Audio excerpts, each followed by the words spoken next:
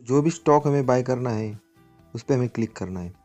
तो अगर हमें लॉन्ग टर्म के लिए बाय करना है स्टॉप लॉस के साथ, तो बस बाय में जाना है।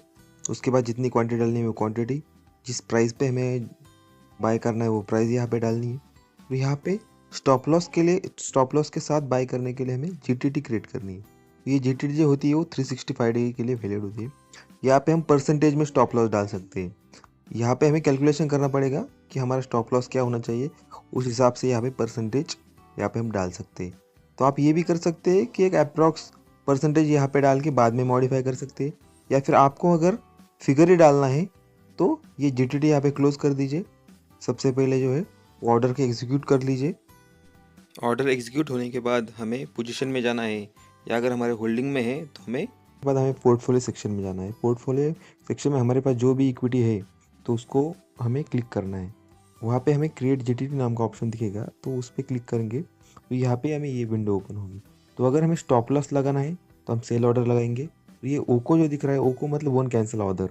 मतलब अगर एक जैसे ही हम स्टॉप लॉस और टारगेट के ऑर्डर लगाएंगे तो हमारे दो ऑर्डर एक्सचेंज के पास जाएंगे। तो जैसे ही एक ऑर्डर एग्जीक्यूट होगी तो दूसरी कैंसिल होनी चाहिए, इसलिए हमें हमेशा ओको ऑर्डर सेलेक्ट करना है। उसके बाद स्टॉप लॉस, अगर यहाँ पे हमें ट्रिगर प्राइस जो डालनी है वो प्राइस होती है जैसे वो ट्रिगर होती है वो प्राइस अचीव होती है तो हमारा ऑर्डर एक्सचेंज के पास चला जाता है। और प्राइस मतलब जो भी हमें जिस प्राइस पे हमें बेचना है, तो ये हम सेम भी रख सकते हैं, या ट्रिगर प्राइस जो है वो थोड़ा ज़्यादा भी रख सकते हैं। टारगेट भी सेम रखना है। तो इस तरह से टारगेट और स्टॉप लॉस सेट करके हमें बस क्रिएट जीटीटी करना है, और ये जो जीटीटी हमारी रेडी हो जाएगी। और उसी तरह से आपको अगर बस स्टॉप लॉस लगाना है तो यहाँ पे ओको की जगह सिंगल सिलेक्ट करना है, मतलब बस आपका स्टॉप लॉस यहाँ पे सिलेक्ट होगा।